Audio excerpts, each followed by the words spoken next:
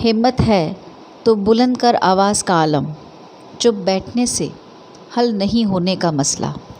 बहुत ही सटीक परंतु कटु सत्य है, इसे बदला भी नहीं जा सकता।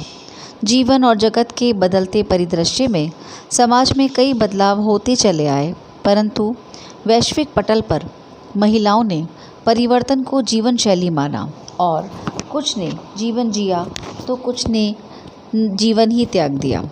जी हाँ, मैं बात कर रही हूँ एक ऐसी महिला की जिसने आज हमें सफल बनाने में अपनी जीवन लीला ही समाप्त कर दी।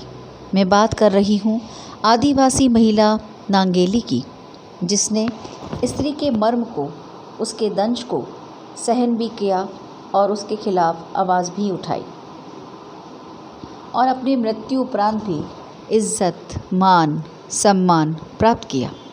जब मैंने उनके बारे में पढ़ा तो मुझे और जानने की जिज्ञासा मन में जागृत हुई। नांगेली केरल के हिंदुओं में उनके ढांचे में एक शूद्र कुल में जन्मी थी।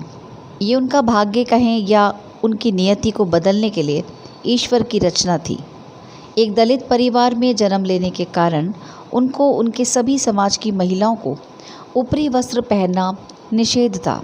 स्तन खुला होना और इंसानी फितरत की नज़रों का दर्द।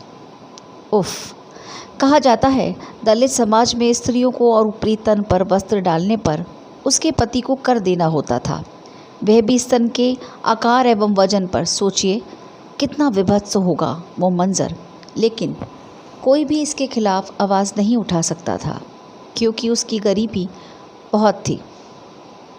नांगेली ने जब इसके खिलाफ आवाज़ उठाई तो सोचिए क्या क्या सहन करना पड़ा होगा। परंतु उसके साथ उसका पति उसकी ताकत बना। उसने उसे तन ढकने के लिए कपड़ा दिया, परंतु समाज का डर भी था जो उसके पति पर एक आपदा बन के बरसा। कितनी औरतों ने जब अपना तन ढकना चाहा तब तक भूखी निगाहों ने उनका रक्त खींच लिया।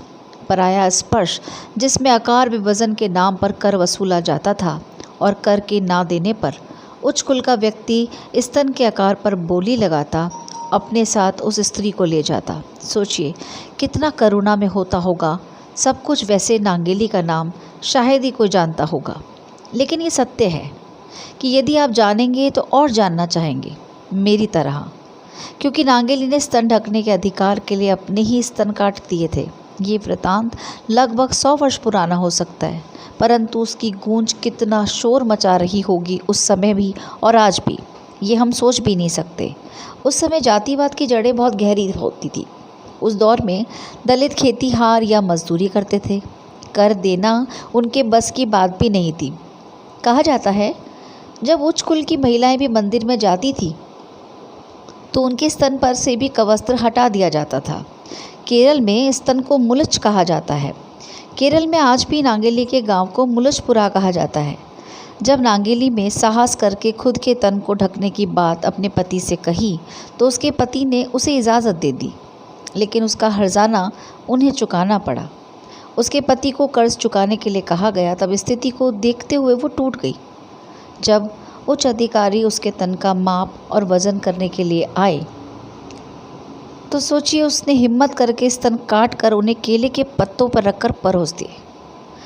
ज़्यादा रक्त बह जाने के कारण उस अंगशायनी की मृत्यु हो गई, परंतु पत्नी के समर्पण भाव को देख पति ने भी उसकी जलती चिता में खुद पर अपने प्राण त्याग दिए।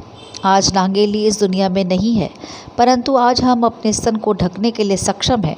हमें किसी को खुद पर शर्मिंदा नहीं होना पड़ता। ऐसी नारी शक्ति को मैं सलाम करती हूँ। लेख अक्सर पुरुषों पर लिखे जाते रहे हैं। पुरुषों की नज़र से स्त्री पर लिखे जाने वाले लेख जीवन एवं करुणा से भरे होते हैं। जीवन चरित्र व्यक्ति के मनोभावों को व्यक्त करता है। उसके हाव भाव और पहनावे पर उसका व्यक्तित्व झलकता है। सशक्त महिला कोई भी हो सकती है, चाहे वह दलित हो, साधारण परिवार से हो या उच्च परिवार से। यह हम नहीं तय कर सकते।